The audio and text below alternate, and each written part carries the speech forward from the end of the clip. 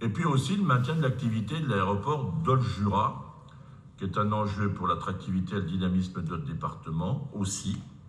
Je rappelle que 33% de la fréquentation, ce sont des Côtes d'Oriens.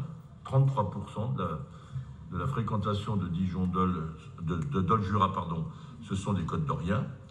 Je regrette sincèrement que pour des raisons sans doute philosophiques ou je ne sais quoi, la région ait renoncé à soutenir cet équipement alors même que la Côte d'Or et la Bourgogne ont un rayonnement international. Toutes les grandes régions disposent d'un aéroport. Nous avons besoin de l'aéroport de Dole pouvant accueillir des gros porteurs en complémentarité avec Dijon-Bourgogne. J'insiste aussi sur un point, c'est qu'en matière de sécurité civile, pour en avoir échangé avec le préfet, face aux risques climatiques, notamment liés aux incendies que nous avons traversés et connus, y compris dans le Jura ou en Côte d'Or chez Hubert Poulot, nous avons besoin de cet aéroport pour accueillir des gros porteurs, notamment pour toute la zone Est. Donc, on a travaillé avec le Jura, on a travaillé avec le département de la Saône-et-Loire, on a travaillé avec le Grand Dole, on a travaillé avec la métropole de Dijon, je n'oublie pas, et avec Madame la maire du Dijon, et nous avons décidé ensemble d'aider au maintien de l'infrastructure. Alors je suis très clair, si on doit investir sur les vols, ce n'est pas pour subventionner des entreprises, ce sera pour faire venir des lignes nouvelles qui peuvent nous intéresser et intéresser le tissu économique. Donc il ne s'agit pas de subventionner, mais il s'agit d'accompagner une infrastructure. Je suis extrêmement clair, une infrastructure. Et moi je souhaite que dans ces domaines, on sorte des positions dogmatiques. On ne veut plus d'avions. Je serais d'ailleurs très intéressé de savoir combien prennent l'avion parmi ceux qui n'en veulent plus. Mais en même temps, on veut des industries de l'aviation en France. On veut plus de voitures, mais en même temps, 82% de l'économie se fait sur la route, malheureusement. On a abandonné le ferroviaire sur ce sujet. Et je voudrais savoir combien de personnes qui ne veulent plus de voitures n'en prennent jamais. Donc à un moment donné, il faut qu'on se mette au clair. On veut du tout électrique, on sait que ce sera très difficilement réalisable parce qu'il faut de la production électrique qui, par ailleurs, dans certains pays, est fournie à partir du charbon qui est extrêmement polluant. Donc est-ce qu'on ne peut pas trouver des positions équilibrées dans un pays pour se dire quel est l'intérêt de la population, tout simplement? Est-ce qu'on ne peut pas trouver des voies de convergence qui ne sont pas l'abandon de ses convictions, mais qui sont de travailler ensemble pour se permettre d'offrir un avenir à tous ceux qui se désespèrent, et parfois légitimement? C'est ça la question qui nous est directement posée. Et moi, en Côte d'Or, je souhaite qu'on ne baisse pas les bras. Donc j'ai pris cet engagement. On apportera donc une aide si vous la votez, naturellement, mais je fais confiance à l'esprit de responsabilité et de raison de chacun d'entre vous. On va aborder les sujets du développement local et de l'attractivité. Et c'est Guillaume Ruet qui va nous présenter le premier rapport sur les reports de Dole-Jura, une convention cadre de partenariat sur la période 2025-2027. Monsieur le Président rapporteur, vous avez la parole et vous seul. Merci Monsieur le Président. Effectivement, c'est un dossier important, mais une délibération relativement simple à présenter, puisque vous aviez, dans votre propos liminaire ce matin, présenté et expliqué le sens de cette délibération. Donc je ne reviens pas sur le fait que cet aéroport appartient au département du Jura, que c'est la seule plateforme du territoire régional à être certifiée et habilitée à accueillir les vols commerciaux réguliers. Je ne reviens pas non plus sur son emplacement stratégique au cœur de la Bourgogne-Franche-Comté. Et je ne reviens pas sur les problèmes d'enclavement de notre territoire, notamment, qui a été notamment accentué par la suspension ou la suppression de la ligne Mulhouse-Lille. Et je ne reviens pas non plus sur le fait que 33% des passagers sont originaires de la Côte d'Or. À tous ces égards, le projet de convention cadre qui vous a été joint dans la convocation propose une collaboration partenariale pluri-institutionnelle entre le département de la Côte d'Or, celui de la Saône-et-Loire, Dijon Métropole et le Grand Dole, reposant sur la définition du cadre ainsi que des modalités d'engagement réciproque des parties afin de pérenniser l'infrastructure de l'aéroport Dole-Jura pour la période 2025-2027, à travers notamment pour nous l'acquittement d'une aide financière de 150 000 € par an. Voilà, Monsieur le Président, pour faire très simple. Madame la députée d'abord, puis Monsieur Lucan. Madame la députée. Monsieur le Président, chers collègues, tout d'abord, il est intéressant... Mettez votre micro en face, s'il vous plaît, Madame, pardon. Tout d'abord, il est intéressant de rappeler le contexte de 2007 quand l'État a transféré la gestion des aérodromes aux collectivités. En effet, face aux critères d'intégration de l'Union européenne, il cherchait de nouvelles modalités pour apurer ses finances. Cela portait notamment sur la privation des autoroutes, dont le développement avait reposé sur d'énormes investissements publics et dont la rentabilité constitue une manne selon le modèle bien connu, privatisation des profits et nationalisation des investissements et des dettes. Pour les aéroports régionaux transférés aux collectivités, le modèle économique est bien différent. Ces aéroports n'ont jamais trouvé leur rythme de croisière en termes de rentabilité, que ce soit sous l'égide de l'État ou sous celui des collectivités. On a encore d'ailleurs en tête le fiasco du projet Renaissance à Dijon-Longwy qui a englouti tout de même 25 millions d'argent public au début des années 2000. De fait, le résultat des aéroports français en 2024 montre un recul des trafics de passagers de 4% par rapport à la période avant Covid, selon les données de l'Union des aéroports français publiées le 12 mars. Par ailleurs, le modèle aérien low cost va à l'encontre de la réalité des coûts, tant sur le plan environnemental et climatique que social et économique. Il est d'autant plus pervers qu'il est structuré sur des financements et des subventions publiques. L'État, en se dessaisissant de leur entretien et de leur gestion sur les collectivités, encourage une stratégie économique aberrante et contradictoire avec la nécessité de réduction des dépenses publiques et des efforts demandés aux collectivités. D'ailleurs, je reprends vos propos, Monsieur le Président, ceux de lors de la session du 7 novembre et de nos débats budgétaires. Le conseil départemental ne doit pas être la béquille de l'État. On ne peut pas à la fois se plaindre de la situation faite au département dans la loi de finances, convoquer une session extraordinaire pour augmenter la part de DMTO abondant le budget du département de la Côte d'Or et lâcher à fonds perdu 450 000 € sur 3 ans. Alors même que les besoins pour la protection de l'enfance, nous en avons parlé ce matin, la prise en compte du vieillissement de la population, la prévention spécialisée et la prévention pour la santé mentale de nos jeunes doivent rester les priorités de notre collectivité. De même que pour les autres collectivités concernées, nous n'observons pas de ruissellement financier et économique dans nos territoires à la hauteur des 40 millions d'argent public cumulés depuis 2008 pour cet aéroport dans le Jura. En effet, il s'agit de vols à destination du Maroc et du Portugal permettant des allers-retours au Bourguignon-Franc-Comtois, à l'opposé de l'argument de l'attractivité touristique. Et l'aviation d'affaires ne saurait justifier le recours à ces énormes subventions publiques. Alors que du fait des tensions internationales, l'Europe et la France justifient la mobilisation pour défendre notre modèle démocratique reposant sur notre modèle social, certes encore perfectible, il nous semble contradictoire de continuer à soutenir une activité aéroportuaire reposant sur des compagnies low cost qui pratiquent le dumping fiscal, contribuant en conséquence à la destruction de nos services publics. Sur le plan environnemental et climatique, il y a aussi de très bonnes raisons pour repousser la Convention et son financement. L'activité aéroportuaire n'est pas sans impact sur la zone classée Natura 2000 située à proximité, alors que la fragilisation de la biodiversité qui s'accentue doit être systématiquement prise en compte dans le portage de tout projet, de façon encore plus ambitieuse que la simple compensation. Avec ce projet, c'est validé clairement l'augmentation des gaz à effet de serre puisqu'il est prévu le doublement du trafic d'ici 2034. On ne peut pas faire du en même temps, déplorer l'emballement climatique lors des événements intenses comme les inondations dans la Somme, les feux en Gironde, la sécheresse et les inondations en Côte d'Or et favoriser la pérennisation d'activités reposant sur les énergies fossiles qui contribuent au changement climatique. Et les alternatives de déplacement économes en gaz à effet de serre existent avec un maillage ferroviaire structurant et desservant rapidement différents aéroports internationaux. De plus, nous avons soutenu à l'unanimité la remise en service de la ligne ferroviaire Mulhouse-Lisle, dont on apprend depuis avant-hier qu'elle semble imminente, ça a été évoqué ce matin. Et ce dont on se félicite, bien sûr, même si il faut attendre encore sa remise concrète en service. Les dessertes ferroviaires, petites lignes comme grandes lignes, ont besoin d'être renforcées à la fois pour les trajets du quotidien de nos concitoyens et pour les voyages d'affaires et touristiques, avec les dessertes auprès des aéroports internationaux. Et elles ne doivent pas être concurrencées par les lignes low cost.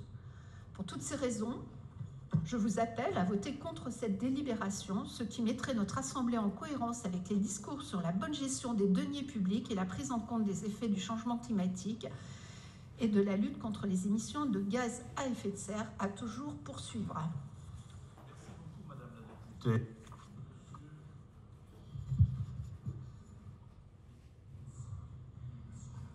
Pardon. Monsieur le Président, merci. Monsieur le Président, Mesdames, Messieurs, chers collègues. C'est effectivement un sujet d'importance qui recouvre des enjeux, comme l'a précisé ma collègue Catherine Hervieux, des sujets importants recouvrant à la fois des enjeux écologiques, mais aussi des enjeux économiques. Alors je regrette que dans le rapport, nous n'ayons pas suffisamment d'informations sur l'activité même de cet aéroport. Ce qu'il nous manque, c'est des éléments qui puissent recouvrir à la fois les destinations, évidemment, avec le nombre de voyageurs, vers quelle destination, comment. Ça, c'est le service rendu aux Côtes-d'Oriens et aux départements limitrophes. Et puis, il y a également une interrogation sur les retours, c'est-à-dire l'impact local sur nos territoires. Est-ce qu'il y a des arrivées, dans quelle proportion, de quelle destination, donc un rapport d'activité qui puisse nous permettre d'évaluer un petit peu le rôle et l'impact de cet aéroport. Et puis, deuxièmement, il est fait mention dans la délibération de la mise en place d'un comité d'orientation, et je souhaitais savoir si le département, bien sûr, sera partie prenante, si des élus de l'opposition pourront faire partie de ce comité. Je vous remercie. Merci beaucoup. Monsieur Hamidel Assouni. Oui, je vous en prie. Monsieur le Président, mes chers collègues, moi je vous annonce d'emblée que, évidemment, je vais voter pour ce rapport. Vous expliquer succinctement en quelques mots pour quelles raisons je soutiens ce soutien financier. Dire simplement que ce qui est dommage, c'est que cet aéroport fait l'objet d'une discorde en Bourgogne-Franche-Comté, alors que c'est un sujet qui devrait rassembler. Je suis persuadé, mais c'est mon intime conviction, que c'est un outil et un atout de désenclavement et de développement économique.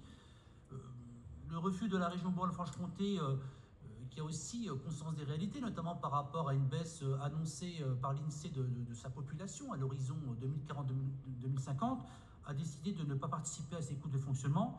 Et je trouve ça vraiment dommage que la région ne soit pas présente pour ce tour de table. Néanmoins, je salue quand même cette grande alliance régionale qui était inespérée, mais qui a abouti suite à de longs échanges, et je pense qu'on prend la bonne voie. Je pars du principe aussi que c'est un bel outil qui peut être utile, notamment, soyons clairs aussi, en cas d'incendie. Dans certaines forêts de Bourgogne-Franche-Comté, nous avons la capacité d'avoir éventuellement une base de positionnement pour les moyens aériens. C'est une problématique qu'il ne faut pas prendre à la légère, et c'est un sujet pour moi essentiel au-delà de la commercialisation, au-delà des voyages à l'étranger. Et puis dernier point quand même, c'est un sujet qui me tient à cœur, malgré tout, qu'on le veuille ou non, il y a des principes de réalité. On a des familles modestes qui ont la possibilité justement de pouvoir voyager à bas prix, qui n'ont pas aussi la capacité financière à aller prendre l'avion à l'aéroport de Lyon ou à l'aéroport de Paris. Donc je considère que c'est un atout social pour les familles les plus modestes de pouvoir voyager à un prix tout à fait raisonnable. Le système n'est pas parfait, ça je peux le reconnaître, mais pour autant on a un bel outil et je pense qu'il y a un vrai potentiel d'exploitation et de développement pour les prochaines années. Et je conclurai là-dessus, je trouve que c'est assez salvateur de pouvoir rassembler comme ça les bonnes volontés autour d'un aéroport qui est aussi un signe fort en termes de capacité de développement pour les prochaines années. Voilà, Monsieur le Président, mes chers collègues, les raisons pour lesquelles je voterai ce rapport. Merci beaucoup, Monsieur Hamidel Assouni. Madame la Présidente de Côte d'Or, Attractivité, Bonnet-Vallée. Oui, merci Monsieur le Président. Chers collègues, alors oui, présidente de Côte d'Or Attractivité, mais je voudrais simplement, avant l'argument touristique et de développement territorial, rapporter les propos qui m'ont été faits par des habitants de notre canton, du territoire, qui m'exprimaient une chose très simple en disant écoutez, cet équipement, pour nous, cet aéroport de Dole, qui est très proche, comme vous pouvez le constater, de l'est de la Côte d'Or, pour nous, en fait, c'est une accessibilité accrue en termes de mobilité, parce que si on n'avait pas Dole, il est évident qu'on ne retournerait pas voir nos familles au Portugal ou au Maroc, puisqu'on a des familles d'origine marocaine ou portugaise dans le canton. Et on n'irait pas à Lyon pour le prendre de manière aussi régulière, ou en tout cas le pouvoir d'achat s'en trouverait aussi entaché. Donc pour moi, c'est un vecteur d'amélioration de l'accessibilité de ce moyen de transport.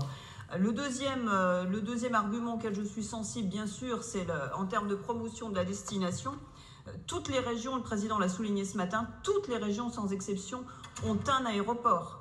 Il est vraiment inconcevable de développer une attractivité territoriale sans un tel équipement. Alors avec un modèle qui est à parfaire, effectivement, je fais mienne les interrogations, en tout cas le désir de discussion qu'on peut avoir en termes non seulement de modèle économique, mais de modèles qui correspondent aux nouvelles façons de voyager. Mais en tout cas, c'est un outil de connexion européenne, parce qu'il ne s'agit pas d'attendre des connexions nationales, là, mais bien des connexions européennes qu'on ne peut mettre de côté. Et on sait bien qu'en tout cas, si l'équipement fermait, et qu'on ait de nouvelles orientations, des innovations technologiques qui permettent de voyager différemment, on sait très bien qu'on ne construira pas de nouvel aéroport. Donc, quand on a un équipement tel que l'aéroport de Dole, on le garde. Voilà, ça c'est vraiment ce que je souhaitais aussi dire. Et le dernier point, je n'y reviens pas, ça a été parfaitement développé, c'est la garantie en termes de sécurité civile. Et ça, je peux vous assurer que nos habitants, ils sont très sensibles. Voilà. Là aussi, l'équipement doit se maintenir. Merci beaucoup, Madame la Présidente de Côte d'Or Attractivité, élue de la formidable commune de Pontaillé. Monsieur le Président du groupe. Oui, Monsieur le Président, mes chers collègues, en complément complet de ce que vient de dire Marie-Claire Bonnet-Vallée, évidemment l'intérêt touristique, il est évident. Il y a un intérêt social, et Amélie Lassouni a eu raison d'en parler aussi. C'est vrai que pour les communautés portugaises, communautés marocaines, c'est un point essentiel aussi pour notre territoire. Mais je pense également aux retraités modestes qui, une fois dans leur vie, peuvent se payer une semaine de vacances au soleil. Et c'est vrai que cet aéroport permet ce type de destination, ce type de voyage. Il y a un intérêt pour la sécurité et pour la santé, parce qu'il est équipé tout temps, et c'est le seul en région Bourgogne-Franche-Comté. Et j'ajoute un élément au dossier, Madame la députée. C'est une étude qu'a fait la CFDT il y a quelques mois sur l'impact de cet équipement dans l'hypothèse où il n'existerait pas. C'est-à-dire où les personnes qui prennent le volume de voyageurs actuels, s'ils devaient se rendre à Bâle, Mulhouse ou à Lyon, ça représente sur une année 6 millions de kilomètres et 600 tonnes de CO2 consommées. Donc il y a également un intérêt écologique à avoir cet aéroport.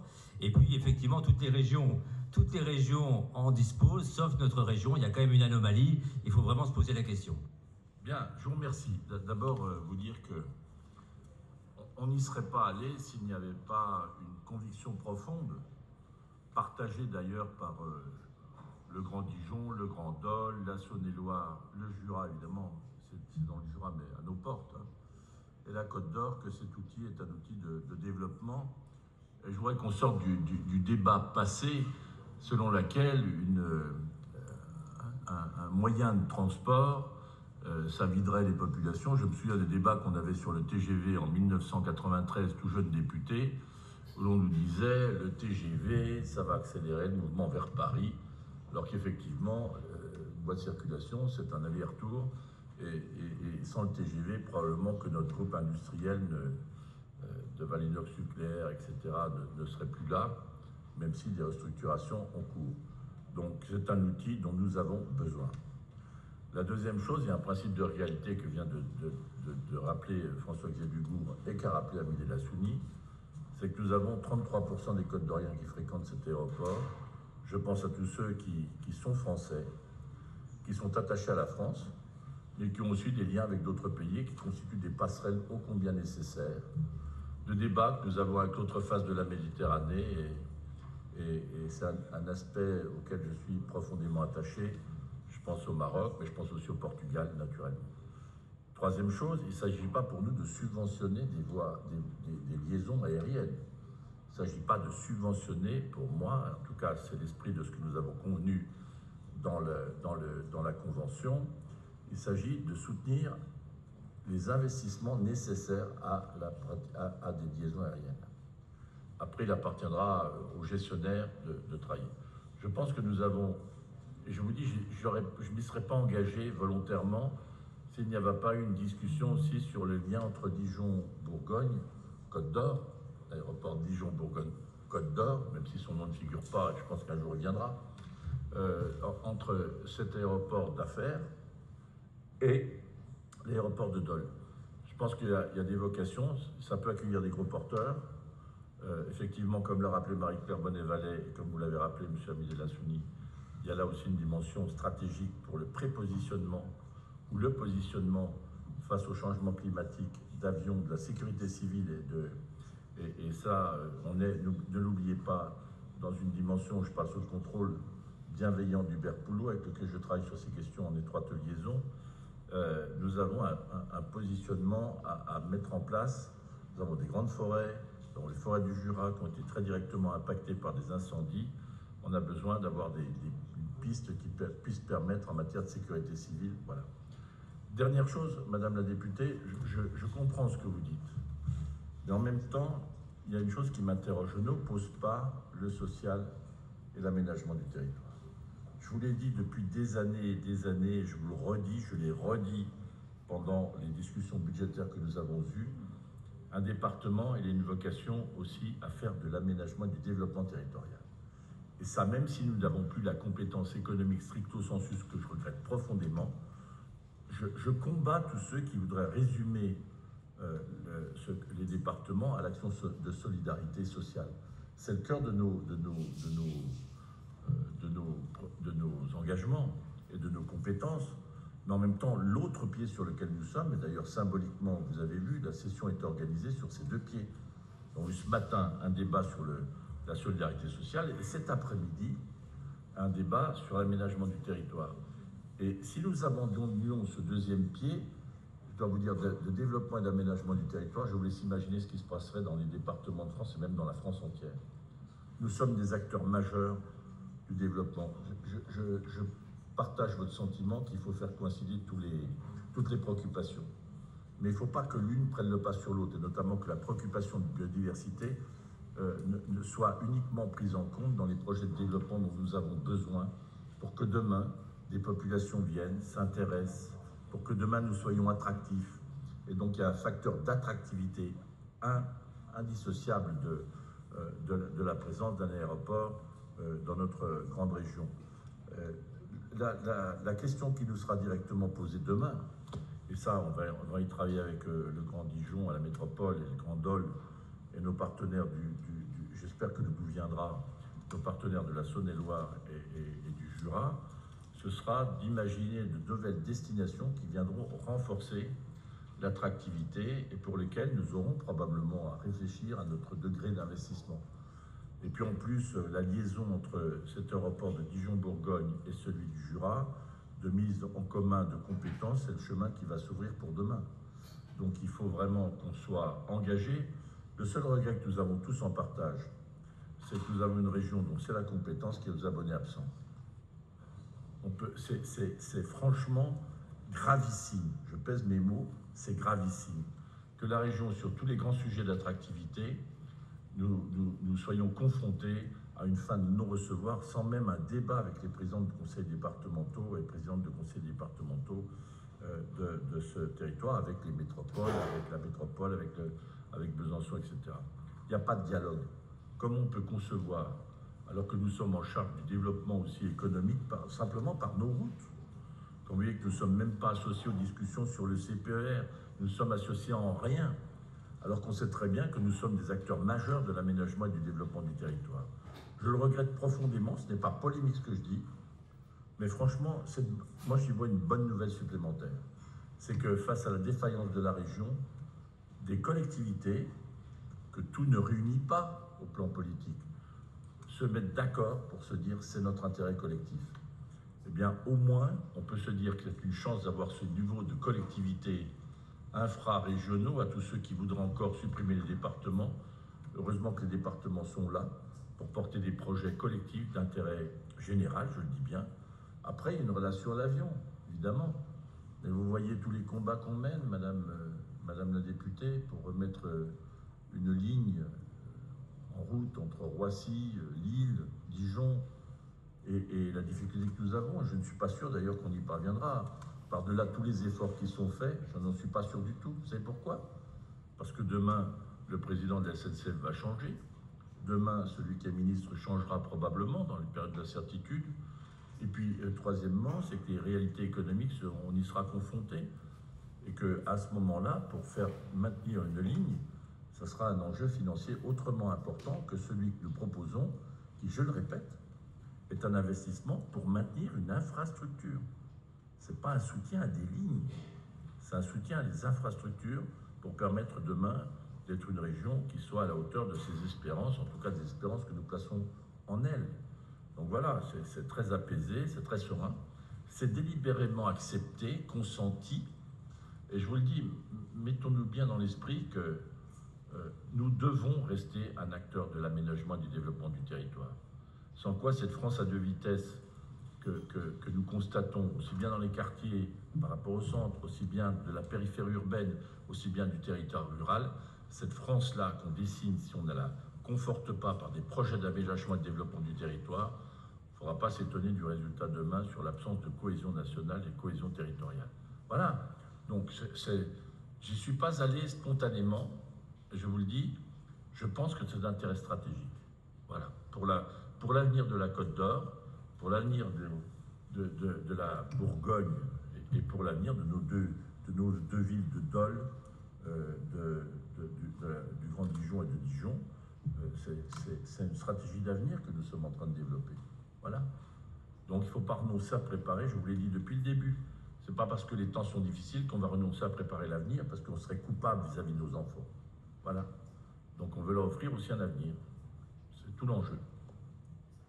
Alors je vous remercie de vos prises de position. Madame Hervieux, vous vouliez ajouter un mot, Madame la députée? Oui, Monsieur le Président, chers collègues, j'ai bien entendu les arguments des unes et des autres, ce qui nous permet aussi d'élever le débat, bien évidemment.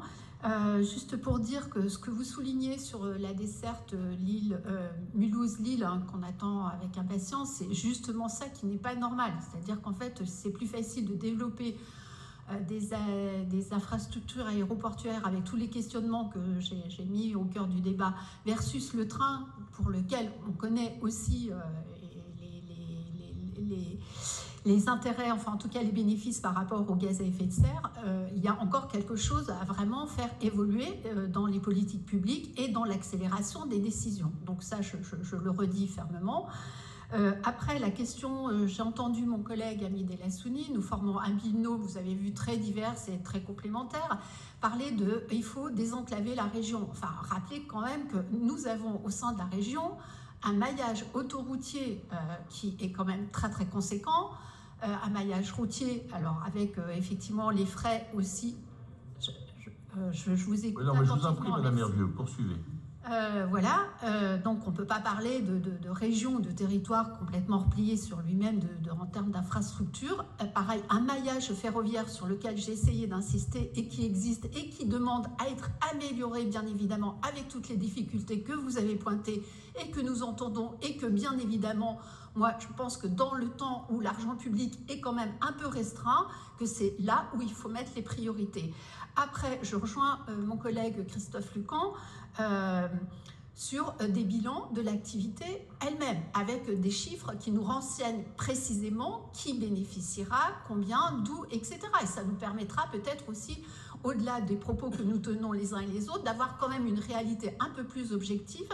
Et dernière chose, moi, je suis ravie d'entendre parler de solidarité vis-à-vis des personnes qui sont éloignées et qu'il y a effectivement la question de l'égalité nous réunit bien sûr. Mais la question sociale qu'avait posée François mais déclinons la question sociale à ce moment-là dans tous les aspects de la vie et pas que pour l'aéroport Dole-Jura. Voilà. Oui, mais bien sûr, je suis d'accord avec vous. Simplement, je n'oppose pas préservation de notre environnement, préservation de la biodiversité, préservation de la planète avec développement. Je ne suis pas pour une... Donc il faut qu'on regarde... L'alternative pour aller au Maroc, c'est la voiture et le bateau. Je ne suis pas sûr que les bateaux, aujourd'hui, fonctionnent dans des conditions optimales au regard de l'environnement. Quand je vois les fumées, quand je vois ce qui se passe à Marseille ou dans d'autres endroits, j'étais encore à Marseille il n'y a pas longtemps, et à Toulon, quand j'entends les populations locales qui se battent contre les fumées Bon. Donc, moi, ce que je vous dis, c'est que c'est un investissement qui préserve l'avenir. L'activité est une autre question. Pourquoi on le préserve, cet investissement pour l'avenir? Pour une seule raison. D'abord, pour une passerelle avec des pays du Maghreb auxquels cette relation nous sommes très attachés. Surtout avec le Maroc en l'état actuel des choses. Je vous le dis, donc la cohésion sociale pour des gens qui sont, des personnes qui sont français, mais encore une partie de leur famille qui est aussi à l'étranger, c'est pas du communautarisme ça, c'est permettre de jeter des ponts, tout simplement. Troisième chose, je vous l'annonce aujourd'hui, j'envisage de renforcer les relations d'ailleurs au niveau de département de France avec le Maroc, puisque les départements marocains, qui sont des départements qu'on appelle des provinces, souhaitent renforcer le dialogue avec nous sur des moyens d'ingénierie, sur des échanges sur les enjeux du futur, l'intelligence artificielle. Je pense même qu'on ne s'est jamais engagé dans la coopération décentralisée. Je pense même que demain, je vous proposerai de nous engager dans la coopération décentralisée parce qu'il faut que nous jetions des ponts avec nos voisins de la Méditerranée. C'est ma conviction profonde. Voilà. Donc après, on aura un débat autour de toutes ces questions. Mais je pense que l'infrastructure, en plus liée aux impératifs de sécurité civile qui sont dans le Grand Est, je préférerais un prépositionnement, je vous le dis, un prépositionnement des moyens de sécurité civile aéroportés, qui soit positionné sur Dole, compte tenu de la présence du massif du Jura qui est très vulnérable, notre présence de notre massif qui est très vulnérable et qui va le devenir de plus en plus, la présence du massif aussi du Doubs qui existe, et au-delà des Vosges, etc. Donc voilà, c'est un pari sur l'avenir, c'est un pari à 150 000 €, un pari disproportionné. Et ensuite, sur le fonctionnement, sur l'activité, monsieur Christophe Lucan, je souhaite que le débat se poursuive avec Dijon, Bourgogne, Côte d'Or, qui intéresse peut-être Céline Tonneau, je pense, comme elle nous intéresse tous, et des liaisons vont se renforcer, ce que je souhaite entre l'aviation d'affaires et les gros porteurs. Voilà. C'est donc un pari sur l'avenir. Comme tous les paris, il n'est pas insensé. En même temps, il est raisonnable, mais il est engagé. Et je vous engage à faire ce pari de l'avenir avec nous. Voilà. Donc, merci beaucoup. Je vais mettre maintenant en voie ce rapport, qui est d'avis de s'y opposer. 1, 2, 3. Qui est d'avis de s'abstenir. Ben, je vous remercie pour cette confiance dans notre avenir collectif